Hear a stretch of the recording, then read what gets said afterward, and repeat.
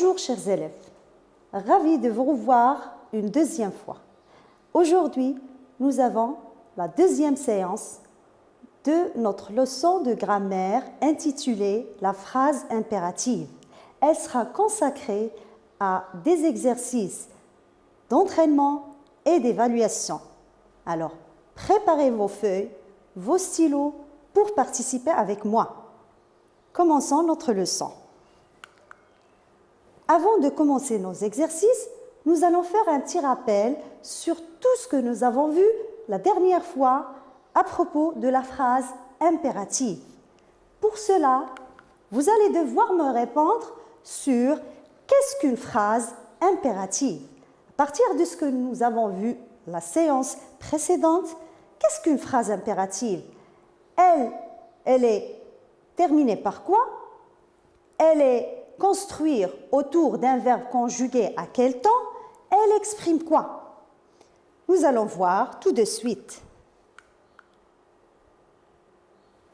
La phrase impérative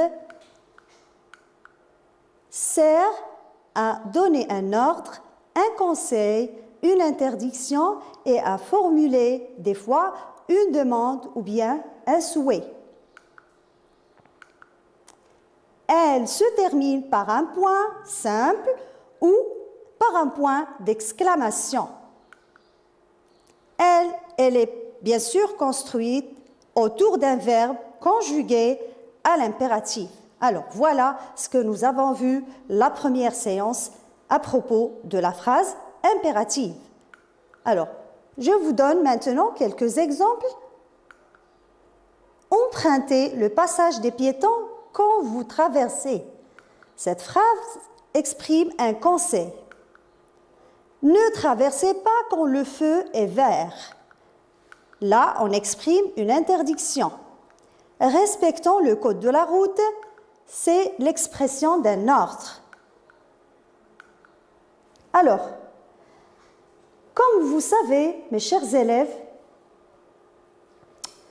la dernière fois, nous avons vu les caractères d'une phrase impérative. Mais aujourd'hui, je vais vous ajouter quelque chose puisque vous avez déjà vu la leçon de conjugaison intitulée l'impératif présent. Alors, comme vous le savez, l'impératif présent, il y a seulement 3 personnes. Alors, la phrase impérative, puisqu'elle est construite autour d'un verbe conjugué à l'impératif, donc, elle aussi sera autour de 3 personnes, comme vous allez voir avec moi. Alors, il n'y a que 3 personnes possibles pour la conjugaison. La deuxième personne du singulier, qui correspond à tu, la première personne du pluriel et qui correspond à nous, et la deuxième personne du pluriel qui correspond à vous. Alors, ce sont les 3 personnes possibles pour la conjugaison dans une phrase impérative. Alors, passons maintenant aux exercices. J'espère que vous avez bien préparé des stylos et des feuilles pour participer avec moi. Tout d'abord, commençons par des exercices d'entraînement. Premier exercice, ces phrases sont du type impératif, vrai ou faux. Première phrase, le policier vérifie les papiers du conducteur. B, attendez que le feu de signalisation pour piétons soit vert. C, tu dois connaître et respecter le code de la route. D, respecter la limitation de vitesse. E, cet espace est réservé aux piétons. F, interdiction de stationner. Et la dernière phrase, ne te gare pas dans cette rue à sens unique. Chers élèves, qu'est-ce que vous allez faire maintenant? Vous allez prendre vos feuilles, vous allez noter A, B, C, D, E, F, G pour les phrases. Et vous allez répondre ou bien par V pour la réponse vraie ou bien par F quand la réponse est faux. Alors, j'espère que vous participez avec moi et nous allons prendre phrase par phrase. Alors, première phrase, la phrase A, le policier vérifie les papiers du conducteur. Qu'est-ce que vous avez répondu à cette phrase? Le policier vérifie les papiers du conducteur. C'est faux, ce n'est pas une phrase impérative. Pourquoi? Parce que vérifie est un verbe qui est conjugué au présent de l'indicatif. Donc, ce n'est pas une phrase impérative. Phrase B. Attendez que le feu de signalisation pour piétons soit vert. Attendez que le feu de signalisation pour piétons soit vert. Alors, vous avez répondu? C'est vrai, très bien, c'est vrai, parce que notre verbe ici est conjugué à l'impératif. Passons à la troisième phrase, la phrase C. Tu dois connaître et respecter le code de la route. Alors, regardez bien et écrivez votre réponse, S, V ou F. Eh bien, c'est faux. Ce n'est pas une phrase impérative. Pourquoi? Ici aussi, notre verbe n'est pas conjugué à l'impératif et nous avons ici le sujet ou bien le pronom personnel qui est devant le verbe. La phrase D, respecter la limitation de vitesse. Qu'est-ce que vous en dites, les enfants? C'est vrai, très bien, bravo.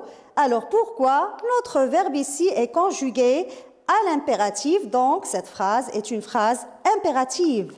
La phrase E, cet espace est réservé aux piétons. Faux, très bien, bravo. Phrase suivante, F, interdiction de stationner. Regardez bien cette phrase, interdiction de stationner. Votre réponse? Eh bien, c'est faux. Oui, c'est faux. Pourquoi?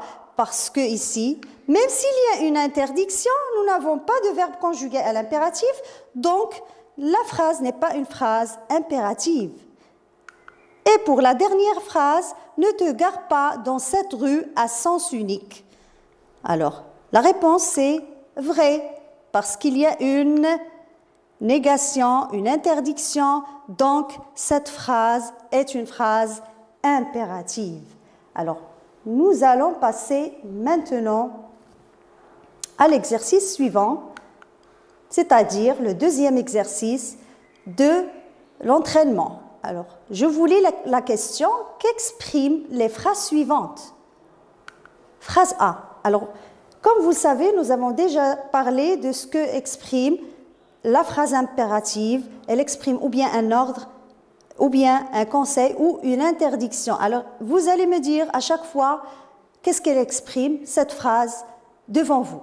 Alors, la phrase A. Pour votre sécurité, ne restez pas près des quais.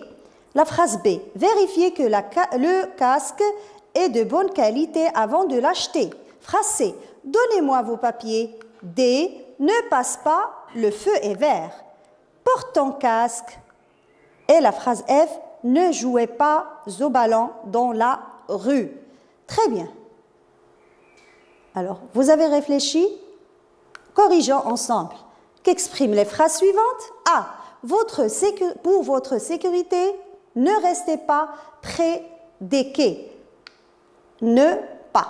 Ça vous rappelle quelque chose, les élèves? Alors, ne pas, c'est pour interdire. Donc, c'est une interdiction. Phrase B. Vérifiez que le casque est de bonne qualité avant de l'acheter. Alors, vérifiez que le casque est de bonne qualité avant de l'acheter. C'est un conseil. Très bien, c'est un conseil. Et la phrase C, donnez-moi vos papiers. Donnez-moi vos papiers. C'est un ordre, oui, c'est un ordre. La phrase D, ne passe pas, le feu est vert. Alors regardez bien, ne pas. C'est une interdiction. Très bien les élèves, c'est une interdiction. La phrase E, porte ton casque. Alors, qu'est-ce que vous avez répondu? Un ordre, très bien. Un ordre. La dernière phrase, ne jouez pas au ballon dans la rue. Et là, c'est une interdiction aussi. Très bien.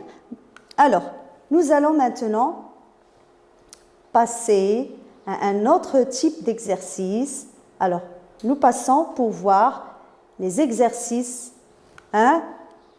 d'entraînement. Mais avant de vous présenter les exercices d'entraînement, je vais vous faire un petit rappel sur la transformation d'une phrase déclarative en une phrase impérative.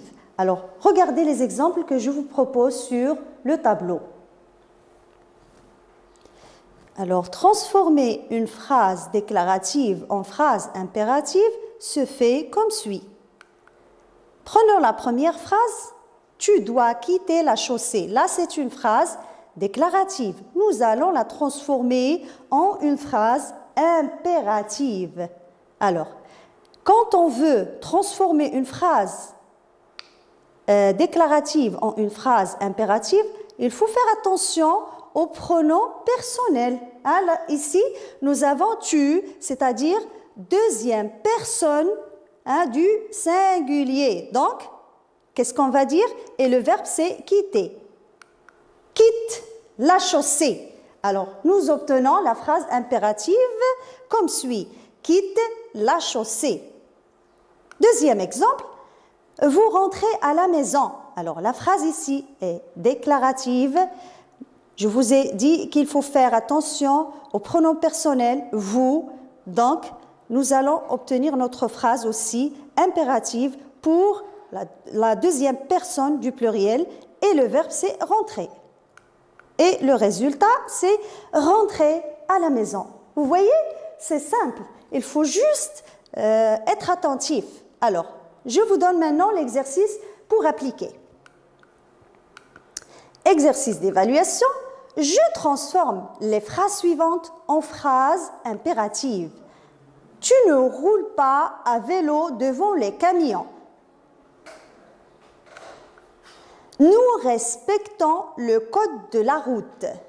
Phrase C. À pied, nous sommes attentifs au bruit qui nous entoure. Et la phrase D. Tu laves ton vélo chaque dimanche. Alors, réfléchissez un peu. Essayez de me donner pour chacune des phrases la phrase impérative correspondante.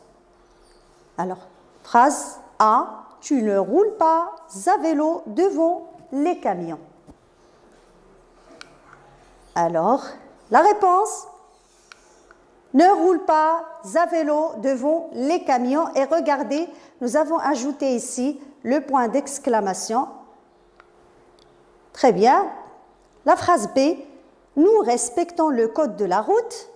Nous allons transformer cette phrase en phrase impérative et nous obtiendrons respectons le code de la route. Alors, vous voyez, là, nous avions nous respectons, ça devient respectons, verbe conjugué à l'impératif pour la première personne du pluriel.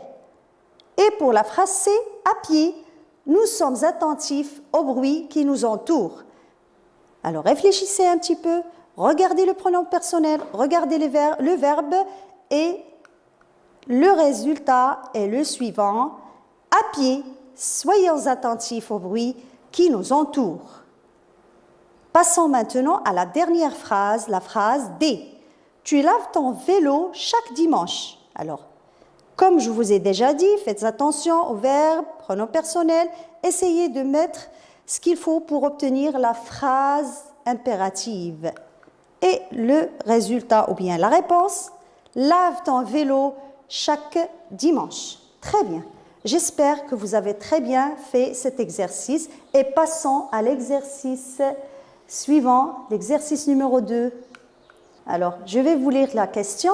Rédige une phrase impérative pour chaque situation.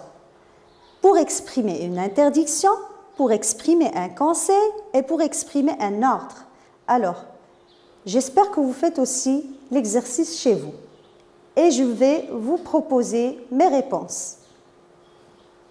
Pour exprimer une interdiction, ne circulez jamais entre les voitures. Pour exprimer un conseil, pour notre sécurité, traversons sur le passage des piétons. Et pour exprimer un ordre, viens ici immédiatement. Alors, j'espère que vous avez très bien compris, vous avez très bien fait les exercices et je vous souhaite une très bonne chance pour vos examens et à bientôt.